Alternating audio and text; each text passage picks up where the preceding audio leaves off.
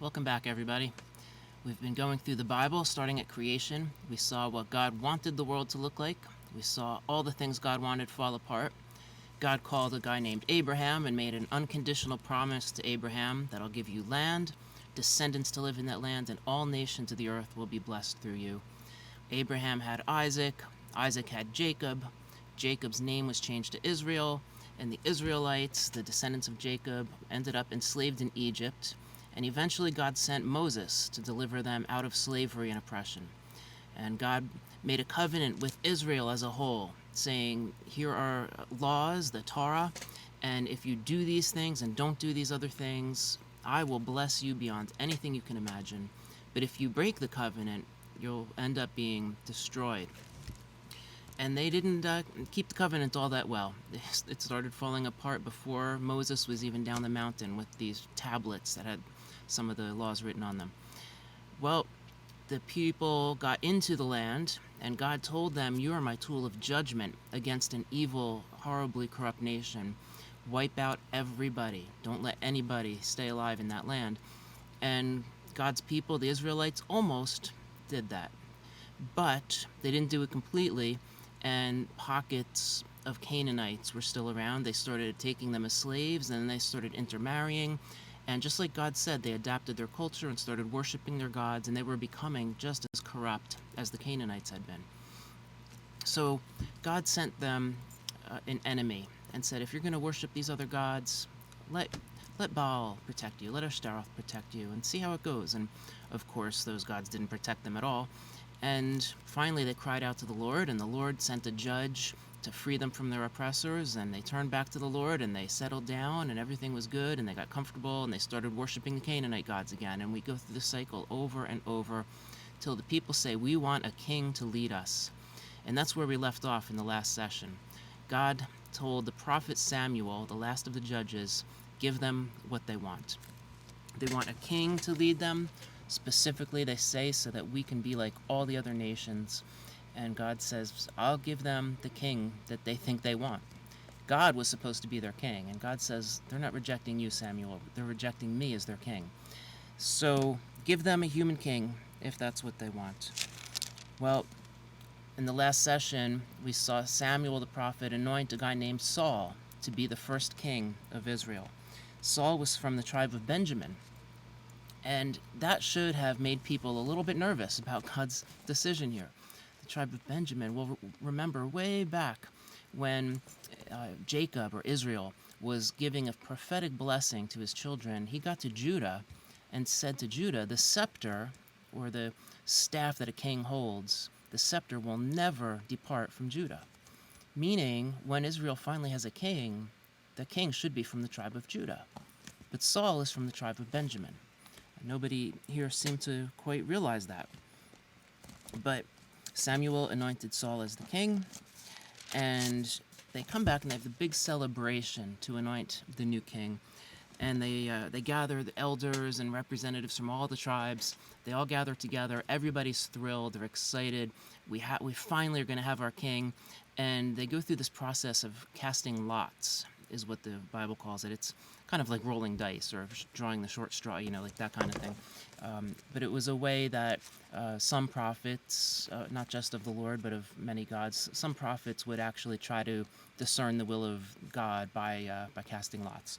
So they cast lots. It came out to Saul's tribe of Benjamin, then Saul's region, and Saul's clan, then Saul's immediate family, and then Saul himself. And the people are thrilled. They start shouting, long live the king! And then they stop and say, wait, where is he? Samuel the prophet says, your king is over there hiding from you behind the baggage because he's embarrassed. So they all run back behind the baggage. People had all their suitcases and things packed up there. They found him there, and I imagine Saul, as soon as they see him, pretending he's just looking for something instead of hiding. Saul he didn't have the heart that a king needs. And he started out okay. He gets a bad reputation, but he really did start out okay. And he did exercise faith in the Lord, though I would say it's sort of misguided, misunderstood faith. But they have this big celebration, and the nation embraces Saul as their king. And then there's this little note here that says, "But certain worthless men said, 'How can this one deliver us?' And they despised him and did not bring him any present. But Saul kept silent." Now again, it sounds at first glance like Saul is just being humble, saying, "Oh, nobody has to bring me gifts, that's okay." It sounds like a good thing, but a good king, somebody with the heart of a king, would have done something here. And it's not just that these men didn't give him a gift. It's not about that. It's not that they badmouthed him. It's the way they're described, these worthless men. And those of you who have been following along have heard that phrase before. We heard it when Eli, the priest, his sons were called worthless men. They were supposed to be serving the Lord. Instead, they were stealing some of the sacrifices from people and trying to sleep with all the girls who were working at the temple. And they were considered worthless men. The phrase in Hebrew is actually sons of Belial. That's another name for the devil. So sons of the devil. Before that, we hear the phrase worthless men when that creepy dude went to get his concubine back and ended up spending the night in a small city in the tribe of Benjamin, and all the worthless men of the city gathered around to try to bring him out to gang rape him all night. And so that's what a worthless man is. It's not just somebody who just doesn't really like Saul that much. It's not somebody who just voices disapproval. It's their hearts. They're sons of the devil. They're worthless men in the sense that they're going to be the ones to corrupt Saul's kingdom, and he did nothing about it. Well, around that time, a little time goes by, and Nahash, the Ammonite, king of the Ammonites, came, and the word Nahash means snake in Hebrew. So snake, that evil snake of the Ammonites, came and attacked one of the cities of Israel, and they basically said, "Get ready to die, we're going to kill you." Well, the people tried to negotiate, and very often that's what the kings would want, is we'll negotiate with you, and you don't kill us, and we'll be your servants instead. That way you and all your people stay alive, and they have servants, and not that everybody wins, but it's better than the alternative, just everybody dies. So they try to negotiate, but Nahash the Ammonite said, "All right, we'll let you live and be our servants if you let us gouge out every one of your right eyeballs." And the people don't like that answer. They say, "Well, let us think about it a bit." Well, Saul, King Saul now, he hears about this, and anger burned in him. And it was the good kind of anger, a righteous anger, where Saul is basically, the Bible says the Spirit of God came upon him and gave him that anger, that nobody's doing this to my people. Well, he gathered up an army and went to war against the Ammonites and had a huge victory. And after the war, they renewed Saul as their king, almost as a way of saying, "See, he is the king we needed." And they have this big celebration to affirm that, yes, this is the guy. This is exactly what we needed to happen here. Well, during that other celebration, Samuel the prophet gives them some warnings. First, you made a bad decision rejecting God as your king. But here we are. It's happened. You've selected Saul. God gave you the king that you said you wanted. He fits the description. Saul was described actually as being a head taller than any other man in all Israel. He's a big, tall guy. He looks like a king. He's what they wanted. And he just led them in this huge military victory. But Samuel the prophet also warns them, saying this, if you, the people, right, if you, all the people of Israel, if you fear the Lord and serve the Lord and listen to his voice and do not rebel against the command of the Lord, then both you and your king who reigns over you will follow the Lord your God. And then he goes on to say, but if you don't follow the Lord, neither will your king, and it will go bad for all of you. Well, God had established a hierarchy, both here and back in the Torah. There is a hierarchy. God is in control, supposed to be their king, right? But God is in control. God speaks to the prophet. And now that there's a king involved, the prophet speaks to the king, and the king leads the people. So Samuel, as this prophet, Samuel has actually the authority to offer sacrifices. He was trained by Eli the priest. And Saul doesn't. Saul has no business offering a sacrifice to the Lord. Well, they work this thing out. You're going to wait, Saul, to go to battle because the Philistines are lining up to attack and do battle. But you're going to wait to go to battle until I, Samuel, get there to offer a sacrifice to the Lord. Right? They had everything all worked out. Well, when the Philistine army lined up, it was massive. Saul had never seen anything like this. The Philistines assembled to fight with Israel. They had 30,000 chariots, 6,000 horsemen, and people like the sand which is on the seashore in abundance. And they came up and camped in Michmash, east of Bethaven.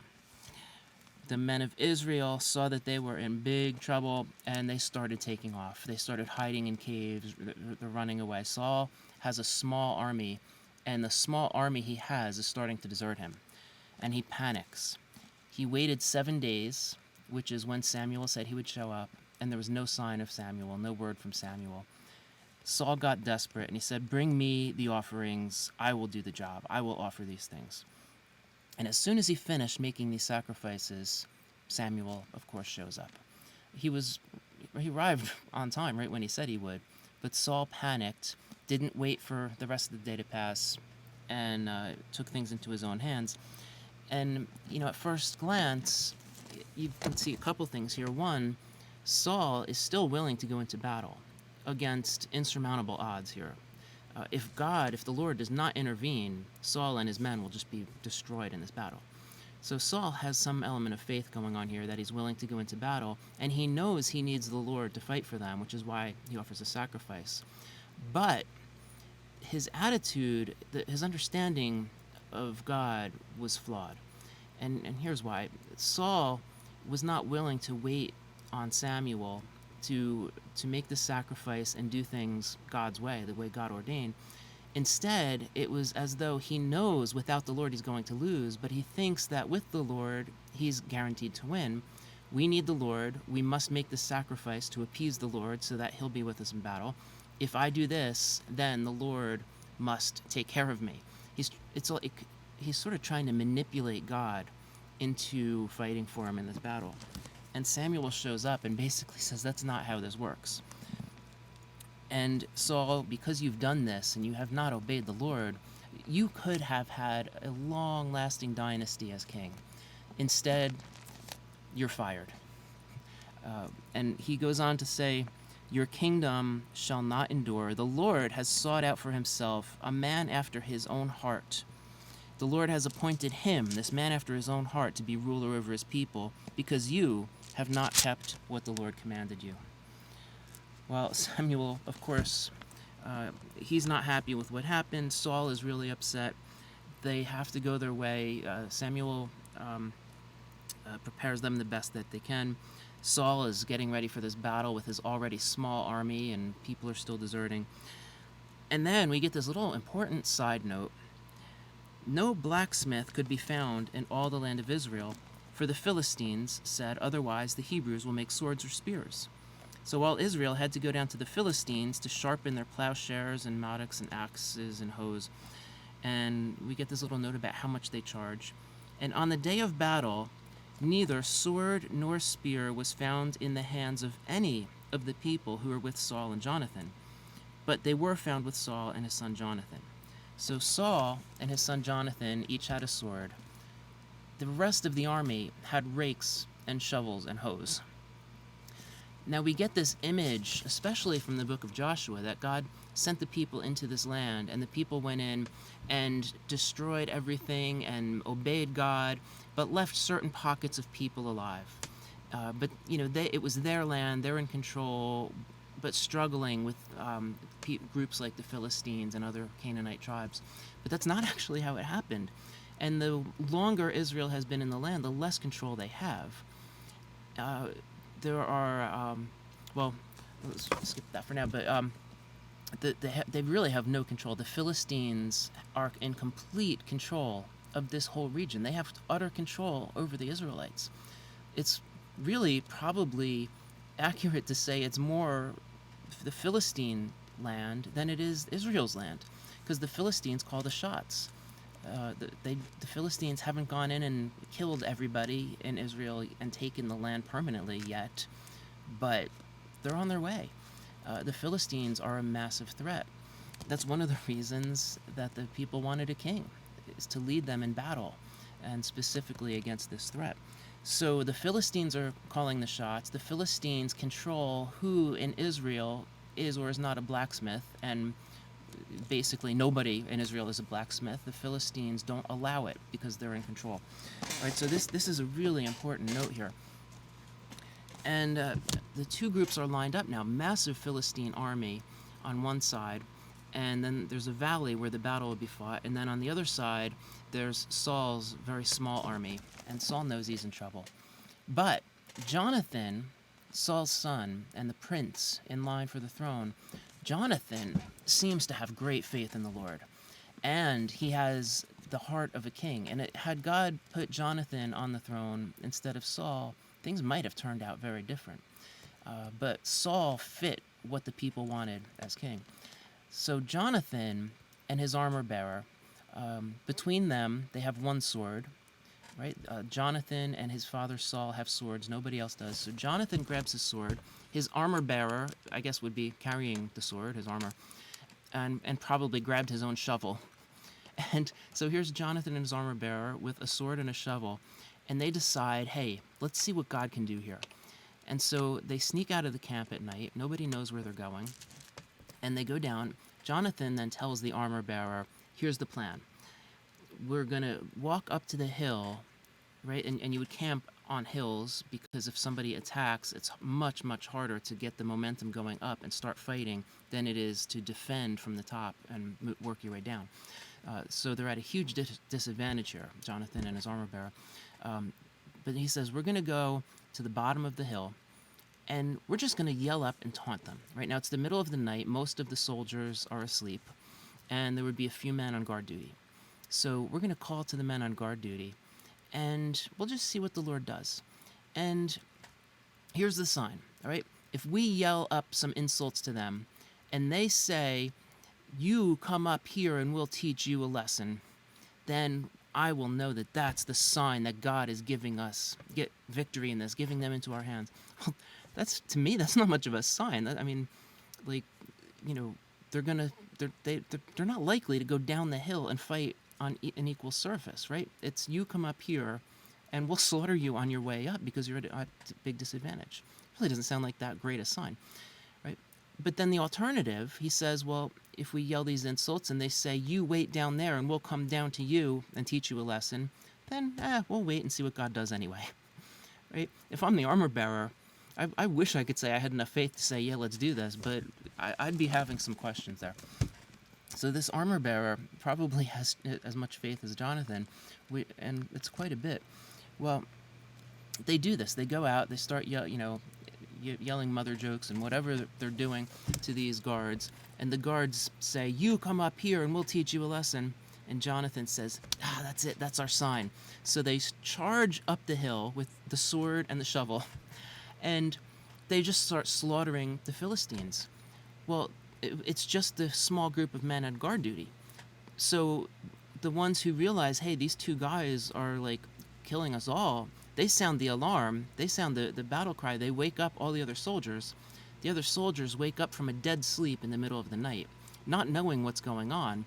All they know is they hear the sound of swords clashing, and they hear people like groaning when they get stabbed, and they're coming out of their tents and grabbing their swords, and they see a shadow from, the moonlight against the tent wall. Somebody's coming around the corner and just whipping around the corner. They don't know who it is, so they just take their sword and shove it in the other guy. Turns out to be one of their own. Well, somebody had seen who it was. Hey, that's Bob. And somebody just killed Bob. It must be the enemy. So they come and kill the guy who just left his tent. The Philistines are groggy. They have no idea what's going on. They start slaughtering each other. And when they're doing this, there's this huge commotion then. the Philistines actually start to retreat, not knowing that they're retreating from Jonathan and his armor bearer, who I guess by now would have a sword that he grabbed from somebody else who he killed with the shovel. And the rest of the Israelites, the guards there, hear this commotion and they start waking everybody up, saying something's going on, what's happening? And they finally piece together what's happening. The Philistines are in this frenzy, and Saul says, let's charge them. So they do, and Israel starts having this massive victory over the Philistines. And Saul finds a way to blow it. They're doing so well, and Saul says, I am making a vow to the Lord that nobody in our army will have anything to eat. We're going to fast until God gives us complete victory over all of the Philistines. And when you make that vow, you kind of have to keep it, right? Particularly in that culture. You don't go back on a vow. Well, Jonathan didn't know this, and he's been killing Philistines all night. So at one point he's tired, he dips his sword, he finds some honey, dips his sword in some honey and eats it. And the sugars and the honey kick in, and it's like, oh, I could go on for a while more now. And then suddenly the Israelites start losing the battle, and they end up having to retreat. Well, Saul, we'll pause here. Why was that vow bad? You'd think making a vow like that would be showing your dependence on the Lord. And I do think that's what Saul intended. But again, it's almost like trying to force God's hand. We're doing this new thing for you, and look how much we're trusting you. It's not by our strength that we're doing this, it's by the Lord's strength. And it all sounds great until you realize that the spiritual and the physical are inseparable. The Bible talks about fasting as a way to discipline your body and some other things. Fasting in and of itself can be a very good thing. The Bible doesn't really talk about, that I'm aware of, fasting for something, because that's almost like what Saul was doing here. If I'm fasting so that God answers this prayer, it's almost like, if I do enough good stuff, then God has to answer me. That's not what it's about. And that's kind of what Saul was doing. So when the physical body and the physical world are married to the spiritual world, the two are inseparable, particularly in the Bible's culture and the Bible's worldview. Not in the West, we're very influenced by Greek thinking, which separates the two. But in the Middle East, and at that time in history, the two were inseparable. Saul just missed the idea that God was fighting the battle. God was winning this battle for them, but he did it through them. Had Jonathan not went over there with his armor bearer and started swinging his sword, none of this would have happened. God wouldn't just send fire down from the sky. God sends us into the battle and fights through us in our physical world, right? And the same with, outside of fighting and battles, it all works the same way. Saul didn't realize this. So he makes this really stupid vow that makes his men unable to fight well. Jonathan doesn't even know about the vow and breaks it. And now here's another time when you see the heart of Saul.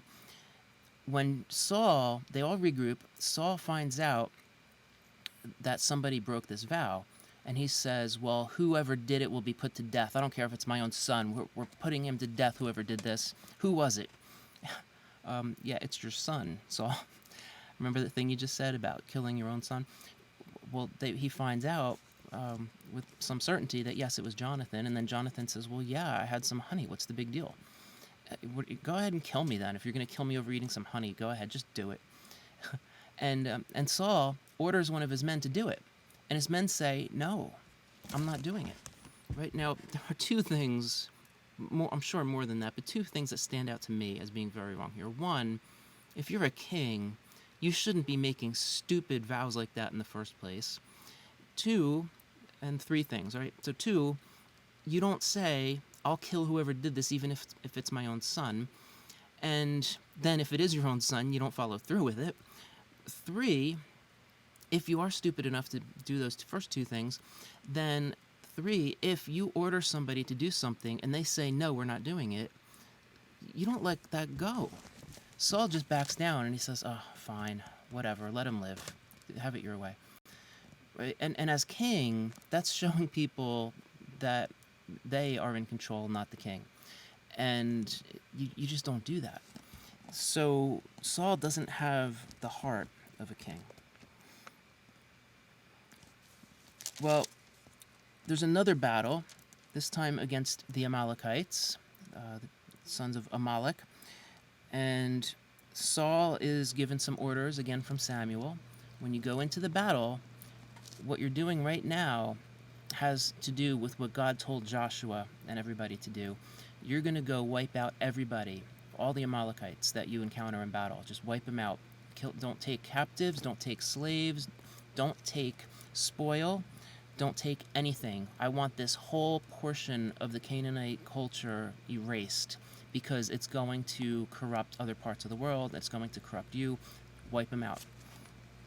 And Samuel, it's almost as though he's been given another chance, right? And I'm not saying he was, but it at least feels like that on some level here. So Samuel went to battle with his men. They have a huge victory, but the men brought back the king of the Amalekites, and they brought back a whole bunch of the cattle. Now, soldiers get paid by the spoil they take from the battle. So as a soldier, you want to bring back captives. You want to bring back, if you're going into a city and you take the city, you're going to bring back their wealth. That's how you get paid. God said don't do that. Saul's men said, well, we're going to get paid, so deal with it, Saul. And they took the king captive. They took other people captive.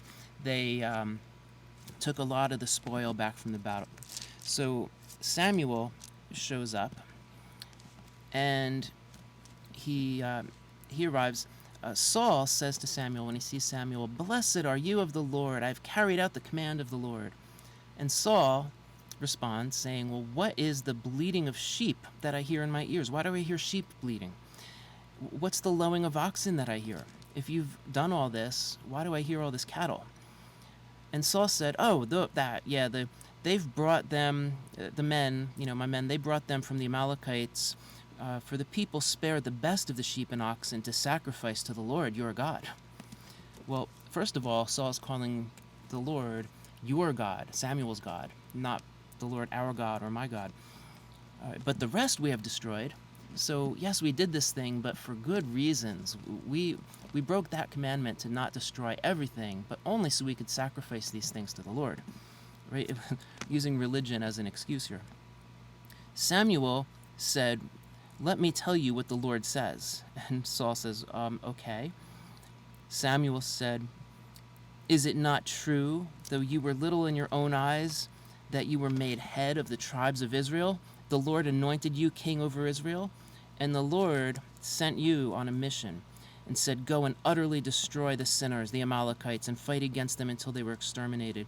Why did you not obey the Lord, but you rushed upon the spoil and did what was evil in the sight of the Lord?"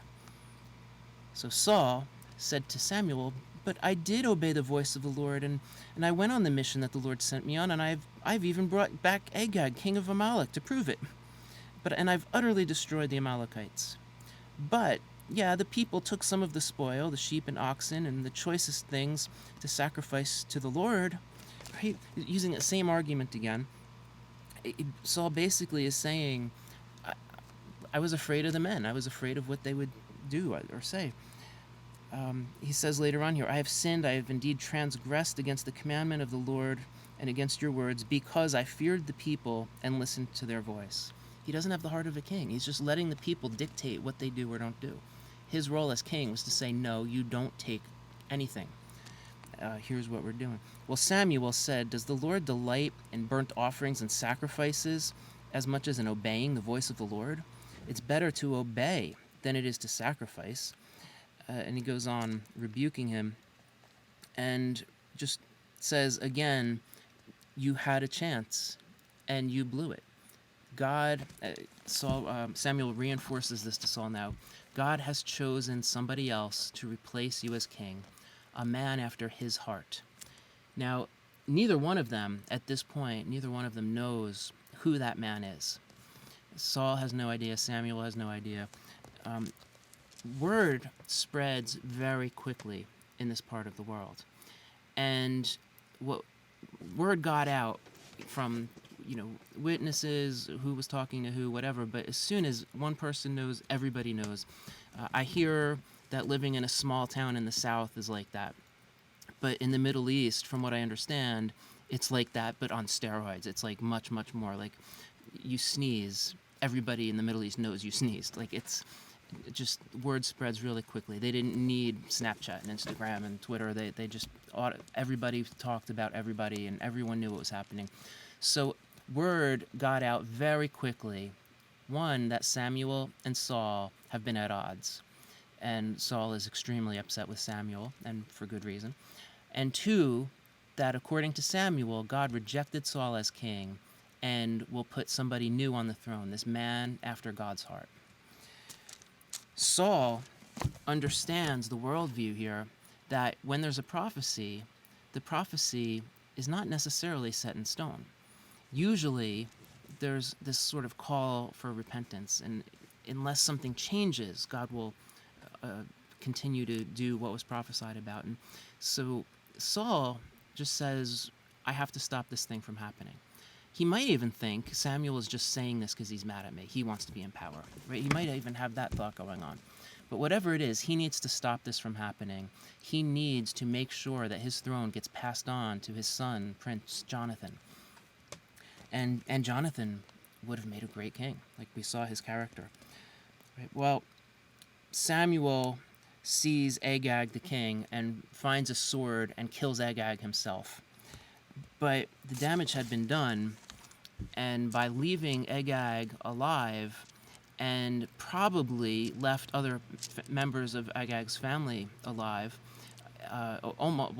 pretty much definitely did, what we find out is way, way, way in the future, there was a man who was trying to destroy all of the Jews, and this was a Persian member of the Persian Empire, trying to destroy all of the Jews, and his lineage gets traced back to Agag.